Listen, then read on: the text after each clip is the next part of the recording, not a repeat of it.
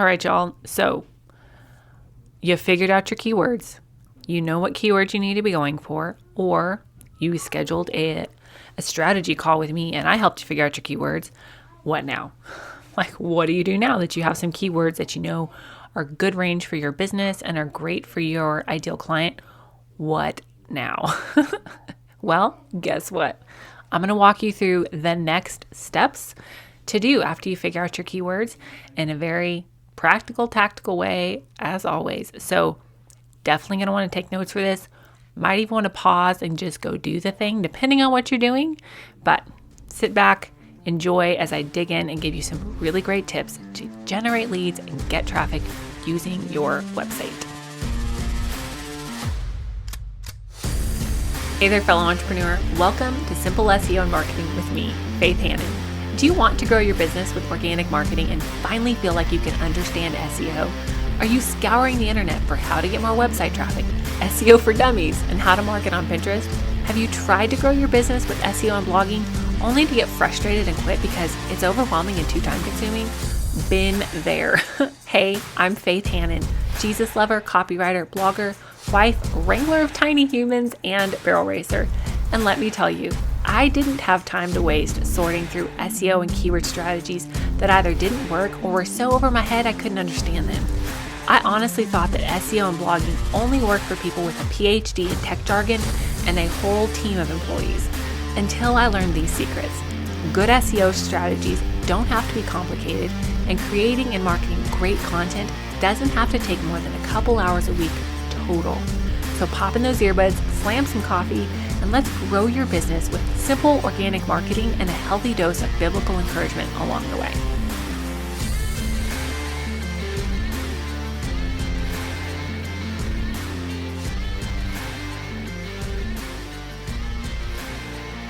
Okay, so when you're doing your keyword research, you've probably looked at Ubersuggest or whatever your preferred keyword research platform is until your eyes cross and you're just blue in the face from like overwhelming amount of like just nerdiness feeling.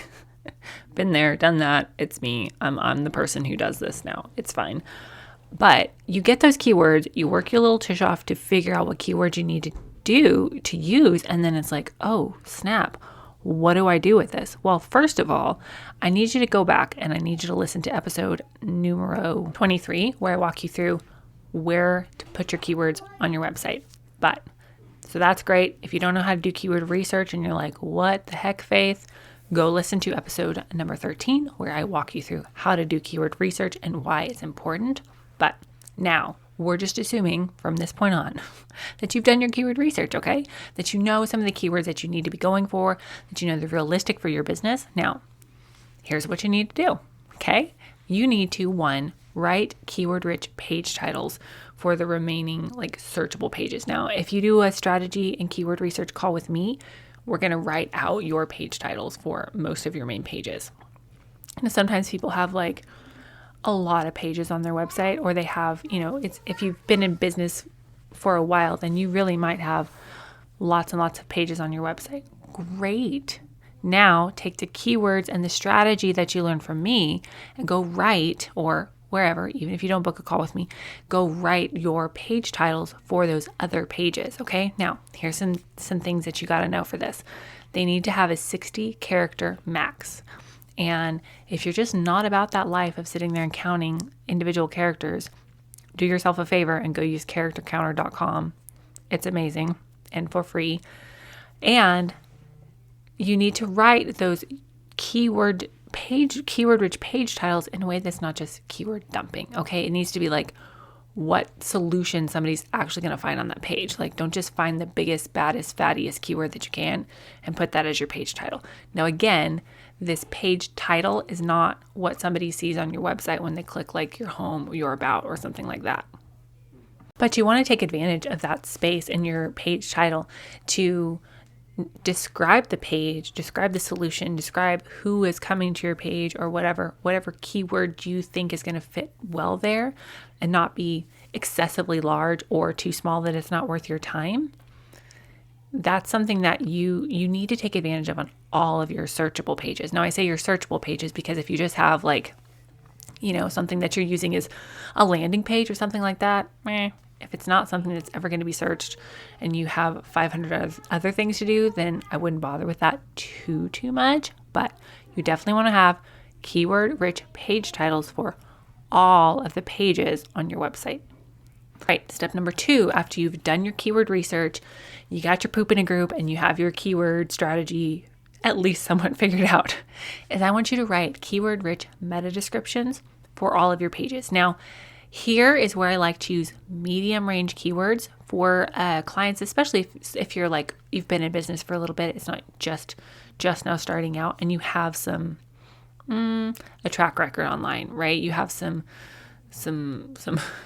you have some clout online, like Google sees that you are a legit business. You've been producing content. You have a little bit more of a platform to start out on, so to speak. So I want you to some medium range keywords there that are like, typically if it's somebody that's been in business for a while, you have a podcast, you have a blog, I like to stay in the 5,000 to 8 searches per month range for most of your page title and meta description keywords. Now, not always. Sometimes if you have like just a banging keyword that really describes what you do and what you solve, and it's more highly searched per month, then we'll use that. But for the most part, your meta descriptions need to be in a little bit lower range of keywords. Now, here's the thing that Faith Elaine did incorrectly. You do not want to just keyword dump a bunch of keywords here. Be like, ooh, I'm going to write all the keywords I can and separate them by a comma, and the Google gnomes will love me. No, negative. People actually will see this section of your page when they type something in Google and it comes up. Okay, this is something that is seen. People are going to see this, people are going to read this, and it's going to help them determine whether or not they want to click on your page. So for example, if you're somebody that has like an organizing business, okay, you teach people how to organize. Some of your meta description terms could be like how to keep up on the laundry, how to, organize your closet, how to have an organized pantry. If you have specific pages that teach that, okay? This one, you want this meta description to flow like a short sentence, again, because people will actually see this. And again, don't just pull stuff out of thin air. You want to utilize the keyword research that you did. It's okay to use a keyword phrase more than once across your website.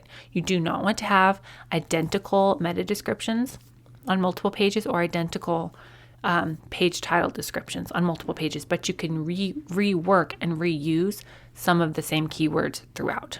Okay, so now step number 3, after you've got your keyword poop in a group and you know what your SEO strategy is going to be, I want you to, if you have the bandwidth and you have the team, rewrite old blogs using keywords strategically. Now, if you don't have the bandwidth and you don't have a team, just optimize your best blogs. Like, oh my gosh, this blog is going to be a big hitter for my search, for searches, or you have a blog that's like, this is some core content, this answers a big question that my person is asking, then just optimize those blogs and just let the rest, fall where they may in the search results.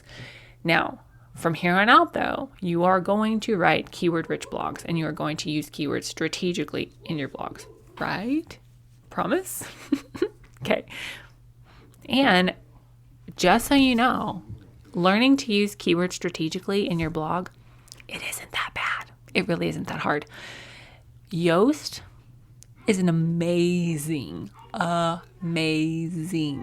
free tool on WordPress for this. Like, I heart Yoast. You can't see me making the little heart symbol with my hand right now, but I totally am, because I love Yoast. And unless you have a crap ton of content out there already and you need help keeping track of what your focus key phrase has been for all 487 of your previous blogs that you're redoing because you have a massive team, then you really probably don't need to invest in the paid version of Yoast. The free version will be fine. But rewrite those blogs, rewrite the core content pieces of blogs with keywords strategically, following Yoast recommendations, and then create all future content like that as well, using Yoast recommendations. Now, if you just want to keep it simple and you want to know what to do to make Yoast happy, just follow the recommendations and go for all greens. Okay. Now, obviously, there's more to being successful with keywords and blogs than just following Yoast, and that's fine. I'll teach you that. But if you're like, Faith, I just need somewhere to start, install Yoast. If you're on WordPress, it's free, and use it because it will really, really, really help you. Now, remember, you have your keywords, right? We're going to include our keywords in our blogs and our H2 headings. Also, now that you know some of your keywords, I want you to be naming your pin images and your photos with some keyword-rich titles that are pertinent to the topic of the blog. Okay? Now, make sure that you include dashes in between words because Google is not smart enough to separate words all by its own self. And make sure that you're not keyword dumping. Like, if you have a photo of something, don't just dump a bunch of keywords into the alt text, which the alt text is different than the page title. But make sure that you're not just keyword dumping like 45 different keywords in this title. Like, 1 or 2 keywords is plenty, okay? We don't want to be flagged as spam, y'all. Hey friend, I know you're trying to grow this business, but does it feel like it's not really going anywhere? Did you know that we can actually fix the back end of your business so that you have some great SEO? Did you know that we can repurpose your podcast or repurpose your blog and help you grow faster? Did you know that was even an option? If you're thinking, oh my goodness, Faith, that would be amazing, then head on over to faithhannon.com/coaching or click the link in the show notes. In just 1 hour of your time, we'll get you a marketing plan in a box with the exact keywords that you need to be going for, how and where to implement them, and at least 3 months of SEO-focused content planned out for you. Let's get your coaching call on the books right now and get your marketing strategy headed in the right direction. Spots are limited, so don't wait.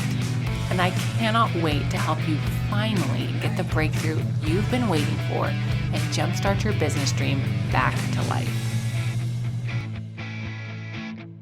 Okay, now the fourth thing that I want you to do after you've got your keywords figured out is this.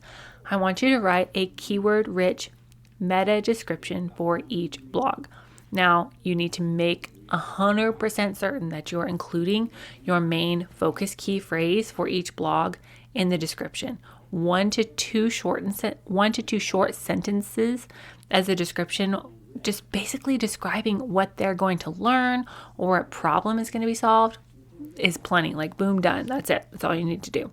Now, tip number 5 here that I really want you to do is I need you to track your growth with Google Analytics and Search Console each month. Now, I just have a simple spreadsheet that I use, and I just check Google Analytics at the end of every month when I'm doing, looking through the rest of my key performance indicators in my business that month, and I look at Search Console. Now, it is the dumbest thing ever that you have to turn Search Console on, separate from setting up your Google Analytics. It's annoying, but it's a thing, and you have to do it. So, yeah. Yeah, I know. Google Analytics did not ask for my opinion before they set that up, unfortunately. But now, I do have some fun news for y'all. So I had a client a couple months back who we did keyword research. She went and did all these things. She had her team do all of these things. And I'm certain that they were not able to redo all of their past blogs. But they did these things. And she sent me a message this past week with a screenshot of her Google Analytics, and her organic traffic had doubled. Her organic traffic had doubled doing these things that I walked y'all through. Now, granted, this client has a full-on team. She has help to do stuff. She has an established brand. She has a great podcast. She has a great system, and she is working her little booty off to grow her business. Like, she's doing the things and she's doing them well. So you can't necessarily just do this and be like, my traffic's going to double in a month and then be upset if it doesn't, right? Like, that's really great results. But y'all, it's possible, and that's super exciting. So if you are struggling to get leads and you know that your website is just sitting there costing you money every month for that stinking subscription fee, and you know it's not actually doing anything to generate leads for your business, then get on my coaching schedule. Like, today, and we'll get your keywords lined out, we'll get you a plan, and we'll get you a strategy so that you can get leads using your website. You can take advantage of SEO hacks and keyword tips to get more traffic, generate leads, and scale your business. And if half the words that I said today don't make any sense, please just go grab the SEO cheat sheet. I put it together because I was like, oh my gosh, so many people need this. I needed this several years ago and it wasn't out there. It's completely free. It's a spreadsheet with SEO terms defined in normal people language, and then a whole nother column about how you can use it. And it's completely free, but I am going to keep it updated because I'm learning new things all the time. So make sure that if you download that, you subscribe and you get that download, don't just automatically unsubscribe, because I'm going to keep it updated and I'll notify you via email when it's updated. So y'all have a blessed rest of your day. Take these tips, go apply them in your business, go update your website using these keywords that you worked your little tushy off to figure out, and just enjoy taking advantage of organic marketing. So y'all have a great rest of your day. Be blessed, and we'll talk to you soon.